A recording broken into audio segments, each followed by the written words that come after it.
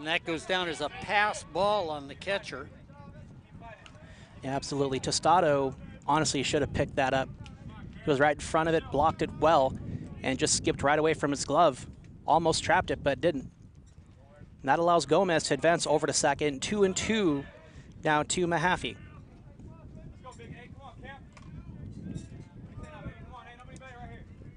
Wind is whipping today. A little warm, but it's blowing out there too. Yeah, the breeze is a nice addition for the Heat today.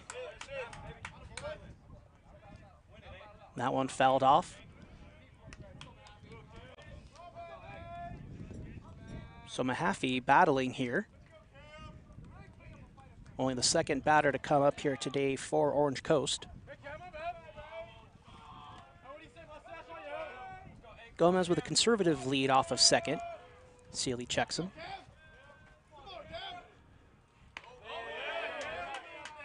Way high, almost right at the head. Mahaffey works it full.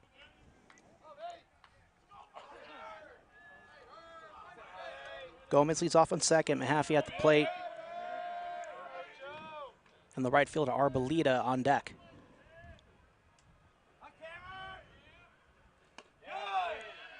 Caught the corner, and Mahaffey strikes out looking. Mahaffey thought he had a free pass on that one, and then turns around and goes, "Not today, young man." So Slightly delayed call, but the ump brings him up. So one down here, the top of the first.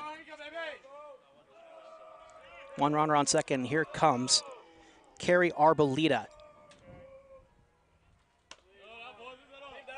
First pitch taken for a ball. Arboleda batting .376. 20 walks, 17 strike, 36 in today.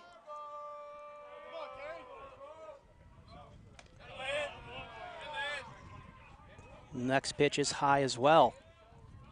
He's got 8 doubles, 1 triple, 5 home runs for this Pirate team. So Arboleda ahead in the count, 2-0. And it seems that Sealy very much knows those statistics and is looking to pitch around him a little bit. Paul just catches the outside corner for the first strike. 2-1 to Arboleda.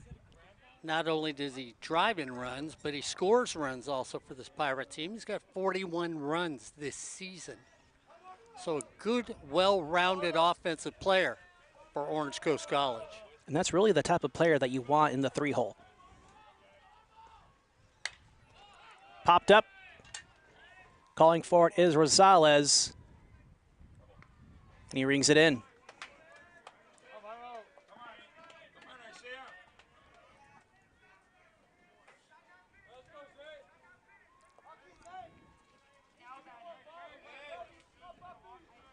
So after going down in the count to Arboleda, Sealy does get him to pop out for the second out. And up next is going to be Isaiah Morales, first baseman for Orange Coast.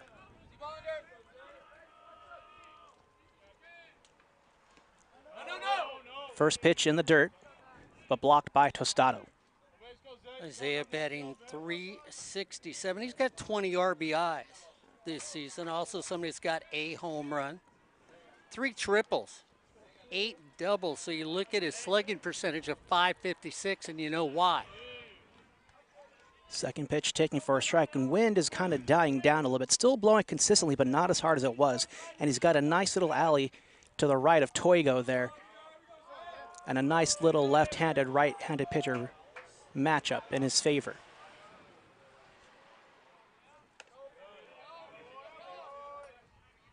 That ball's high above the letters, 2-1.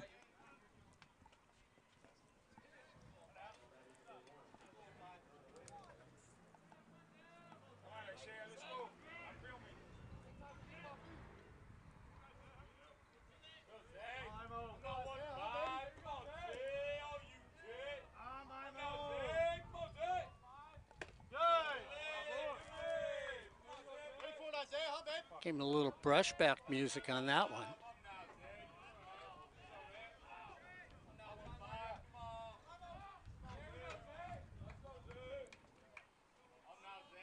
3-1 to Morales. Gomez still leads off on second.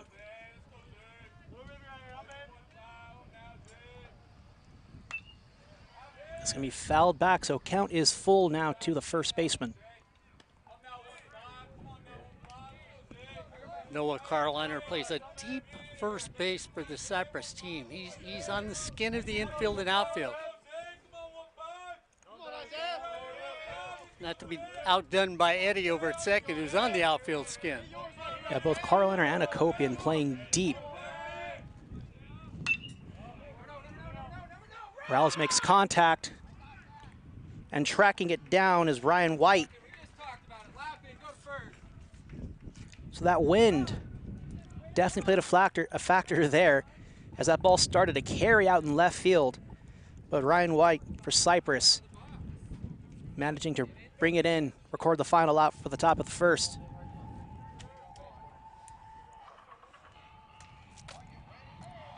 No runs, no hits, one error, and one left on base. Pretty solid top of the first. Chargers able to make sure that that error doesn't come back to bite them, as well as that pass ball, as that could have proved costly, as that allowed, the leadoff hitter Gomez to not only get on first but also to second. So good defensive inning from the Chargers and a good pitch inning for Seeley as we head to the bottom of the first. On the mound for Orange Coast, it's going to be Chase Russello. His battery mate is going to be number 12, Emilio Morales. At first, Isaiah Morales. Second base, Alec Gomez. At short, it's going to be number 13, Jordan Koo. And in the hot corner, number 27, Garrett Bavacqua. Out in left, it's going to be number 28, Alex Talamante. In center, 22, Logan Jackson. And in right field, the big bat, number 20, Kerry Arbolito. Traditional first three we always see, Hakopian, Honacle, and Carliner. So second, center, and first base. Those are always the three every week, as this team now is chasing for the prize in the OEC.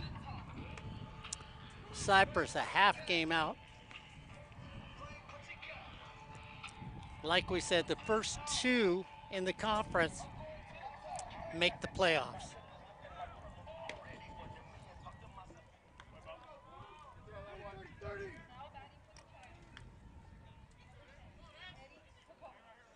So here is Eddie Hakopian. Honacle will, of course, be on deck, and Carliner in the hole.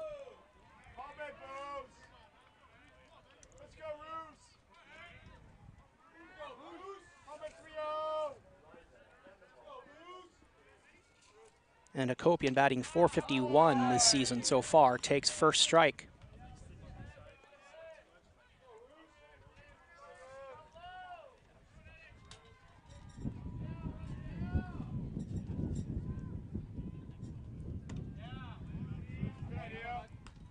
Second pitch just misses the zone, 1-1 to the leadoff hitter. Eddie's got 18 RBIs so far this season, a couple home runs. Golf swing at that one, comes up short, 1-2. Scored 46 times, so he leads the team in runs scored. That's what you want from your leadoff hitter.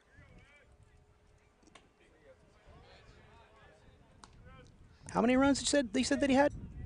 He scored 46. I have 23 runs and 46 hits. Looking at the right column there, Mark? Could be. And Hakopian pops that up, calling for it. And no, miscommunication there. So Alec Gomez was calling for it, and Arbolita came charging in, calling him off. And that ball just finds a hole, drops right in.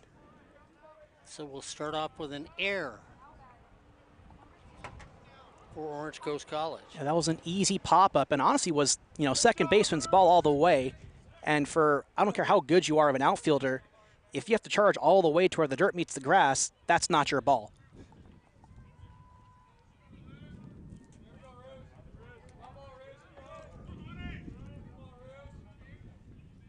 So a bit of a duplicate scenario here in the bottom of the first for the top as the leadoff hitter gets on first with an error.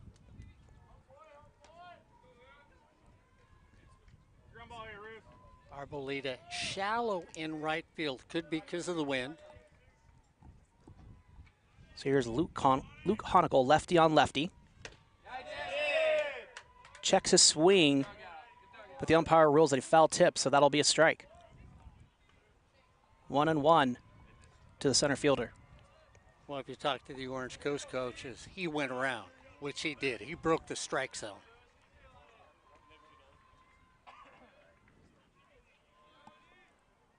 Sala checks the runner. Pickoff attempt. Not in time. First baseman right on top of the call.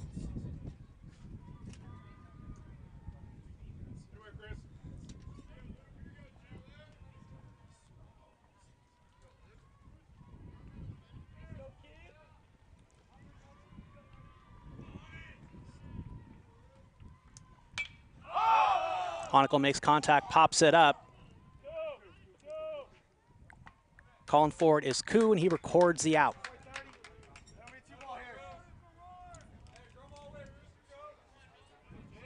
So these big pop flies are looking to be some fairly significant plays most of the day of the way this wind plays.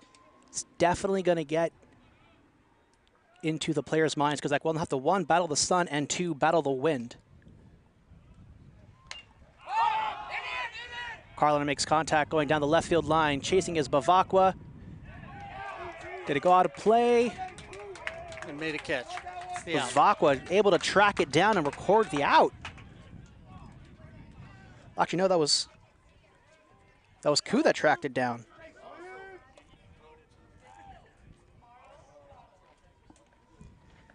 So Jordan Koo showing off the impressive range of the shortstop.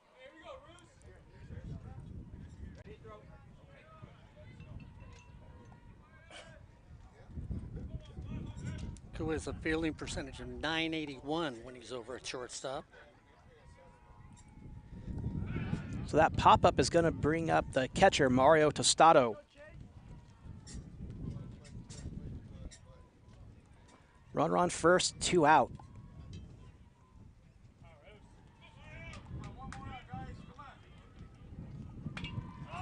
Tostado popped up to right field, tracking it down as Arboleda, and he records the out to end the inning.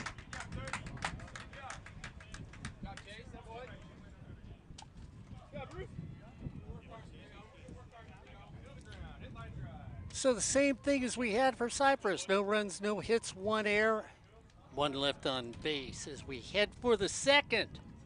Well, we're not at all up at 0. It's Albert Robles 0. The old guy 0. Ed Ford is 0. Cypress and Orange Coast 0 here on Sportsnet, USA.net.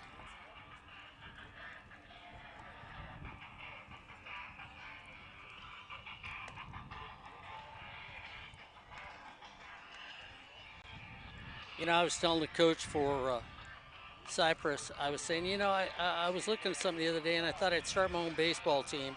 So it started with nothing but guys that played high school baseball in California. So one of my first players I took was Barry Bonds. Then my next player that I took was Ted Williams because he played high school baseball in San Diego. Then I took Randy Johnson because I needed a good pitcher. He went to Walnut Creek in Northern California. Then I thought, well, you know what? I got to have 2 good pitchers. So then Tom Severs was my number 2. So it was Johnson and Severs because Tom Severs went to high school in Fresno, California. So I got a couple pitchers, you know. And then I thought, well, you know what? I need somebody else in the outfield. I got Williams, I got Bonds. I guess I'll go with Joe DiMaggio. So that's my outfield that I got because Joe DiMaggio, he ended up playing high school baseball in Martinez, California. So my first 5 are all from California. They all played high school here. So far, I'll let any other state take me on just with those first 5. So leading off for the Pirates here in the top of the second, it's number 13 shortstop Jordan Koo. Takes first pitch for a strike.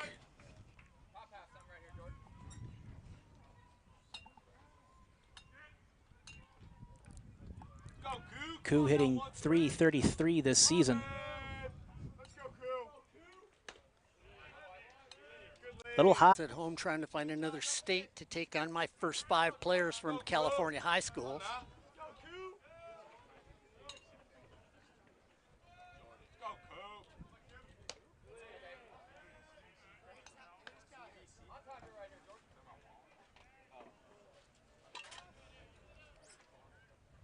Well, if you need a shortstop, you could always go with Nomar.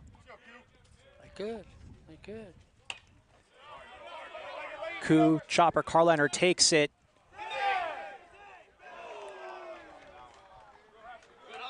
And Seeley beats him to the bag for the first out, just barely.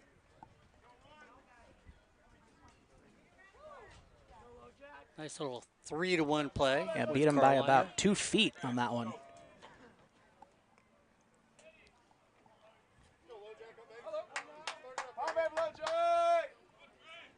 So that'll be scored 3-1. Logan Jackson up now, shows bunt, takes it away, so ball 1 to Jackson.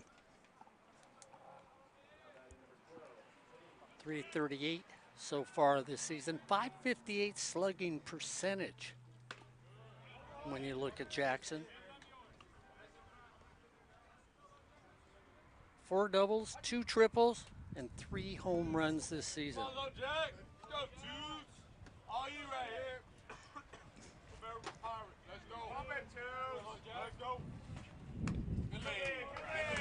Next pitch is high, 3-0 now. And looking up and down the Orange Coast, roster and their statistics here, a good portion of them hitting over 300 right now, which is impressive to see. Jackson takes that one right off the elbow. So hit by pitch, he'll get on base. Oh, they're going to call it off the bat. Wow. So apparently that caught the bottom of the bat, so that's going to be ruled foul. Yeah, I could hear the umpire from here. The irony is if he is able to pull away, would have been ball 4. So it'll be 3-1 to Logan Jackson. So Trey Seeley caught a little bit of a break. Brings the heat. And Jackson hits it up the middle right past Rosales. Stood no chance to bring that one in. So first hit for the Pirates.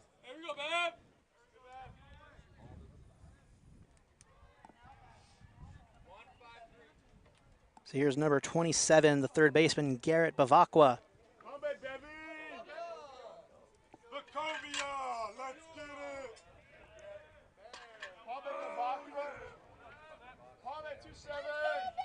So it's Bavacqua at the plate. Emilio Morales on deck. And Talamonte in the hole.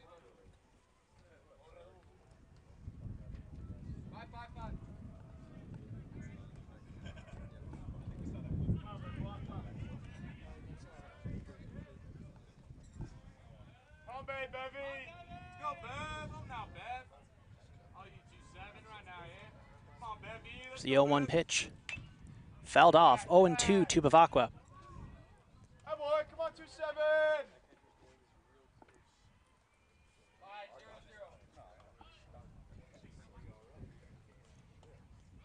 Come on, baby.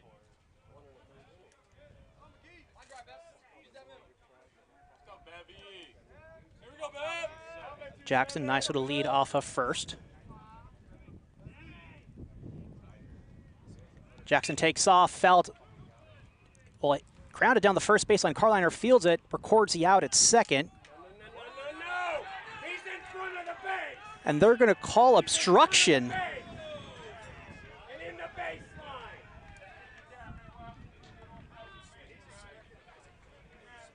So the second base ump ruled that Jackson obstructed the play at second, preventing a play to be made at first.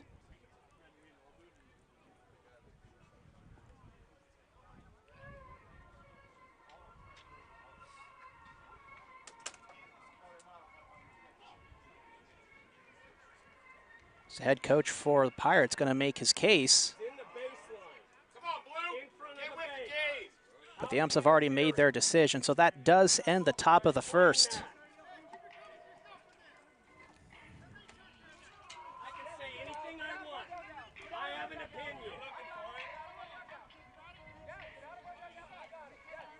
We get a little chippiness from the Pirate dugout, and the umpire's trying to cool some heads here. No, what he's upset about is that the base, one of the coaches on the bench said his opinion besides the head coach. He objected, the umpire objected to two coaches saying anything to him, basically said to the bench coach, you don't have a right to have an opinion. Which, like the bench coach told him, I have the right to an opinion. You know, so a little quick trigger on a hot day by the umpire. And I don't know, I don't necessarily agree with the call either at second base. So It definitely is a tough play altogether. But when the umpire's right there, they're in a more prime position to make the better call given the angle that they have. But I mean, where did the obstruction come from? He slid directly into the bag. He wasn't going off after a player off the bag. He didn't go across the bag. And he didn't come a rise slide so that he interferes with the throw. So their question is, where is it?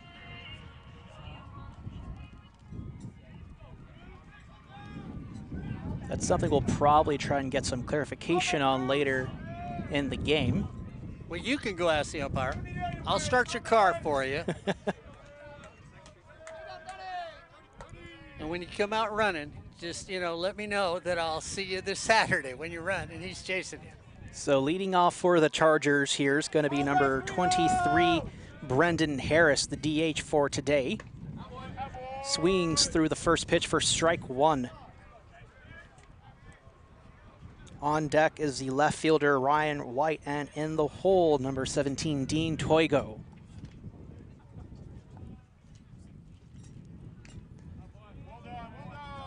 Harris fouls off the second pitch.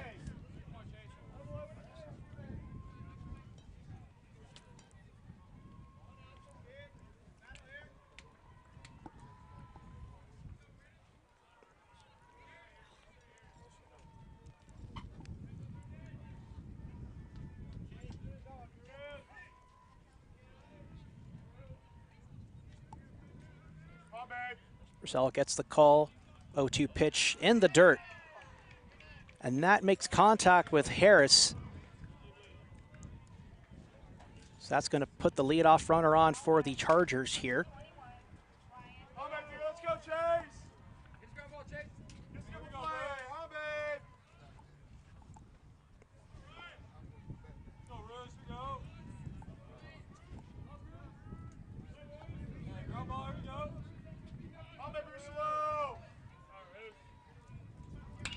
Ryan White makes contact, hits one out to deep left field. Jackson tracks it down.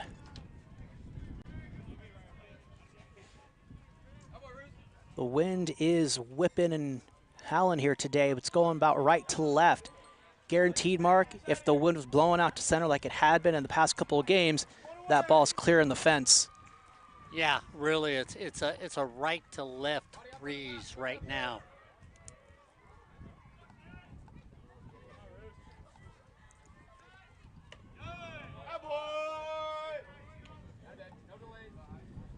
So White makes a first out here in the bottom of the second. Harris on first after being hit by the pitch, and that brings up Dean Toigo. First pitch strike, here's the 0-1.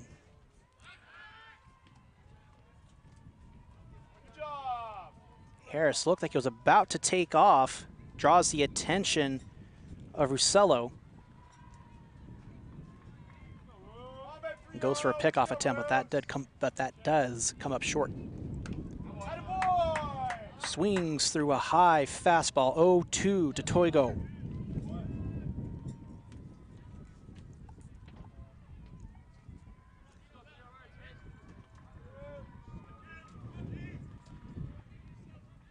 Toigo batting .287.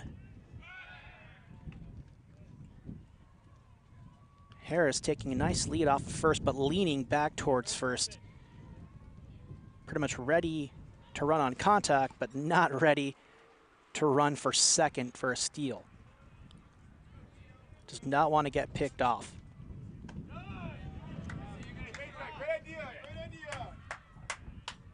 Just outside and high, 1 and 2.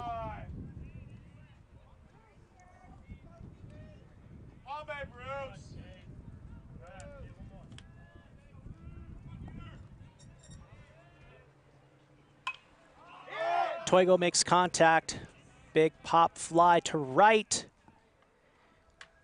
And pretty much staying in place is Kerry Arbolito to record the second out.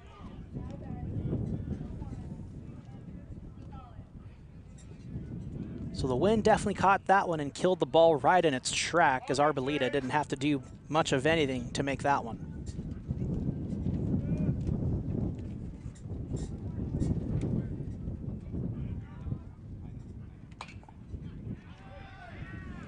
Grounded sharply past the third base line. Bavacqua unable to come up with it.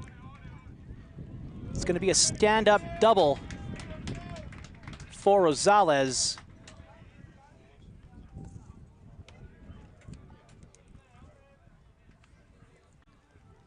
And Harris makes it all the way to third on that good running on Harris's point.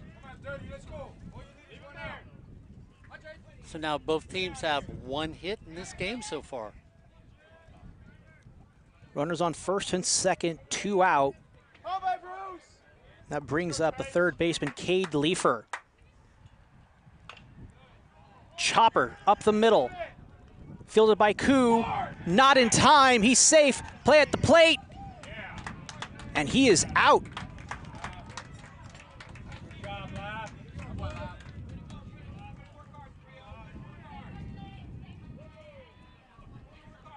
So Cade Leifer hit a grounder up the middle, fielded by Koo. So it's 6-1, but no out. Harris scores, and Rosales out at the plate. So Chargers do get on board here in the bottom of the second and take a 1-0 lead over the Orange Coast Pirates. Some other games going on. A big one in the OEC. It'll be Fullerton against Santa Ana. That is in the bottom of the first, and Santa Ana has scored first. They're up 1-0 already in the first inning. Other games going on. Reedley takes on West Hills, Coalinga. West Valley against San Francisco. Those games just starting. Grossmont against San Diego Mesa. Game just starting. Irvine Valley. Big game against Saddleback. No score in that one. Porterville and Merced. No score in their game. Mount Sac takes on East Los Angeles. They're in the top of the first. Golden West against Riverside, the bottom of the first. So, runs are a commodity so far in community college baseball here on Sportsnet, USA.net. Seeley beginning his third inning of work here as he gets ahead 0-1 to Emilio Rosales. On deck, number 28, Alex Telemonte. And then we go to the top of the order. Next pitch is a ball, 1-1 to Morales. High in the zone, 2-1.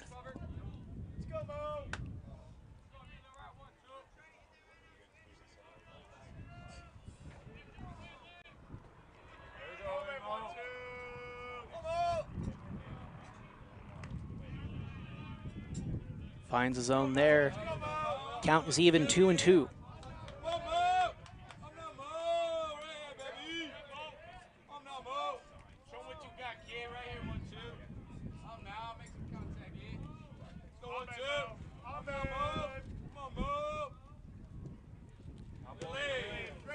That ball way inside. Tostado couldn't bring it in. Count worked full. And wind is blowing straight in from right field now.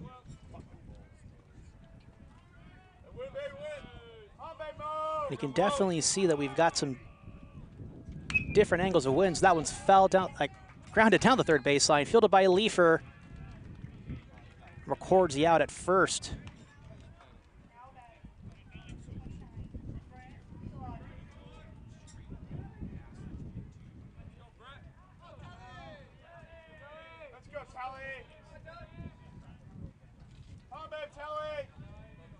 You know, like you said earlier, Mark, run's probably going to be at a premium today, especially with the way the weather is acting here in Southern California. Wind definitely playing a factor here at this field. For all we know, it's the same at the other parks, especially if Mount Sac is playing East LA. They're probably facing some similar conditions. Yeah, everybody's probably dealing with the wind today. And I'm just amazed, Albert, how deep the infield is for Cypress. I mean, I know the infield's hard. We're seeing kangaroo hops. But, you know, you really got to say, wait a minute, you're what? Everybody's on the outfield grass except for Leifer over at third and Carliner at first. Telemonte fouls that one back 2-1. And the outfields are pretty much Shallow? at middle depth, very shallow. For Togo and right, you know, it makes the most sense as anything hit his way is pretty much going to die as soon as it hits the wind.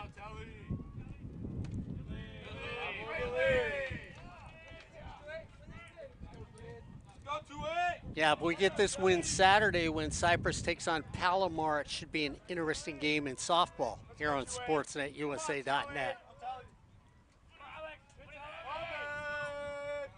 3-1 to Telemonte. Just misses the outside corner. So Telemonte works the count, gets on base, and works the walk. So with everybody playing so deep, I mean, this is where you really, if you're a hitter, you have to learn to hone your skills at bunting a baseball. I know I'm going to chime about that constantly in a game because we get to watch the women who are so adept to bunt a ball in softball. So top of the order here for the Pirates. Number 11, Alec Gomez playing second. Mahaffey on deck. Leifer, standard position at third. Rosales in a few steps over at short. Copian shading towards the bag. That ball just high, 2-0 to Gomez. And then Carliner over at first. We're going to get a little conversation going on out here. So maybe not only is the ball moving a little strange, but maybe home plate is sliding back and forth in this wind. Don't forget this coming Saturday, doubleheader softball.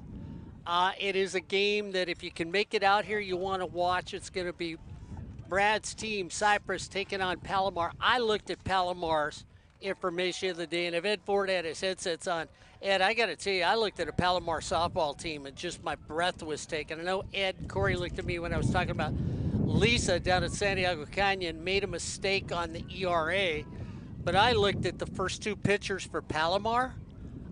Oh, my goodness. I mean, not only is number one good, number two's better, and then this is a team where you go through 1 through 8. Everybody's batting over 340. It's incredible. What a softball team down there. 2-0 to Gomez in the dirt, 3-0.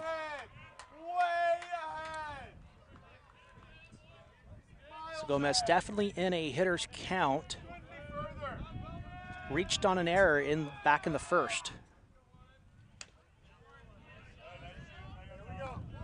Inside catches the corner, 3-1.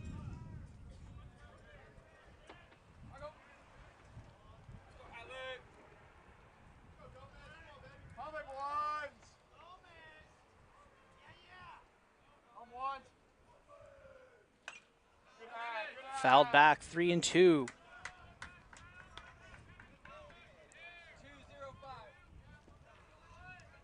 Full count to Gomez as Talamonte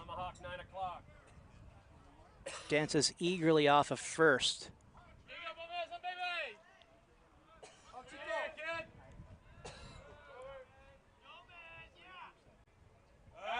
Pickoff attempt, not in time. And wouldn't matter as Carliner had dropped the ball anyway. So we'll see if the Pirates start the runner over at first base. A little motion in this wind probably wouldn't hurt right about now.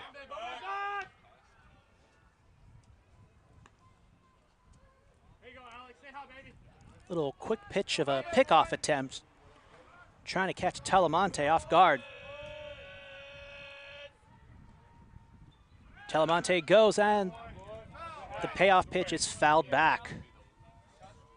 So I see the coaching staff of the Pirates were listening to the old guy back here saying, well, you know, he feels like he could run in the wind. We might as well start a youngster in the wind. They watched my athletic skills today here for sports@usa.net.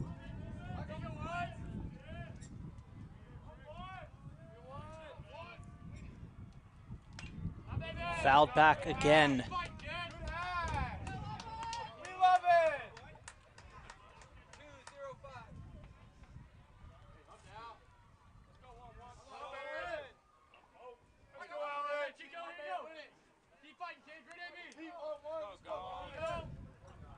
Talamonte takes off again.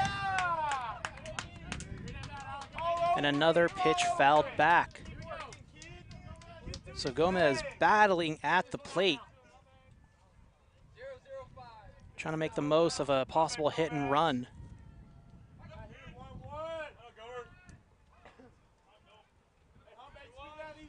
See if Talamonte is off to the races again. There he goes, takes off.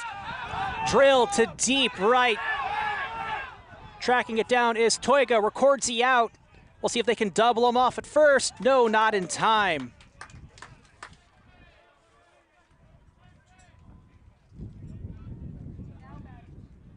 So Gomez looked to have got the pitch he wanted. And I'm guessing that was a double play. It looks like they got the out at first. Because next thing I know, the Cypress Chargers are running off the field. And we hear the fans saying, let's get a little instant replay, and then they'll figure out. But doesn't matter. No runs, one hit, no errors. Nobody left on base as we head to the bottom of three. Well, it's Cypress 1. The Pirates nothing here on sports@usa.net. We talked about this coming weekend. I tell you what, Palomar going up against Cypress, and RPI is going to be incredibly strange. I tell you, this is the year of the pitcher in softball. Ed Ford corrected me last night about ERAs, and we always talk about our local colleges not getting anybody, Ed Ford.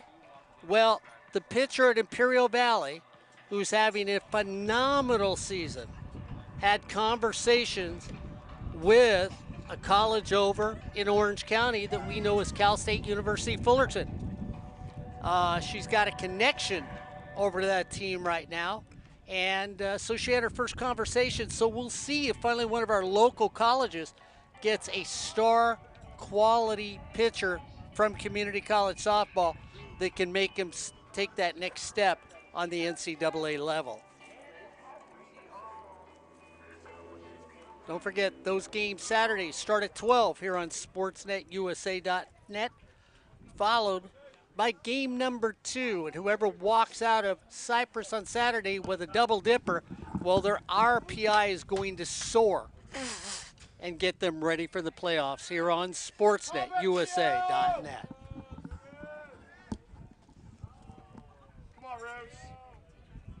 So here in the bottom of the third, it's the top of the order for the Chargers. So here's number 10, Eddie Hakopian.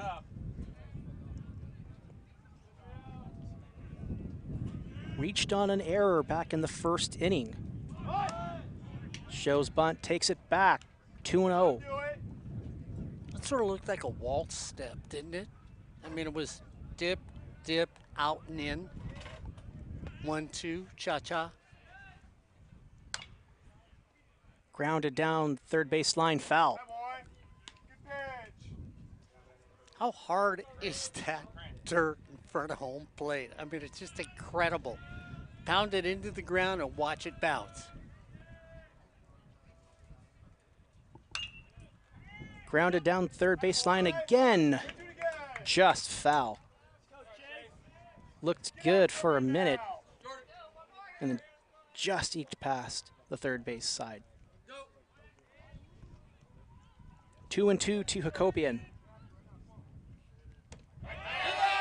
And Hakopian goes down looking as Russello finds the outside corner for strike 3. So I'm disappointed we're behind the fence. Ed Ford got to watch my defensive skills over at Cerritos College a week ago. He got to see why I used to play the hot corner when I played the game. You're good. First pitch to Honacle is high, 1-0. My game now is the mildly warm corner.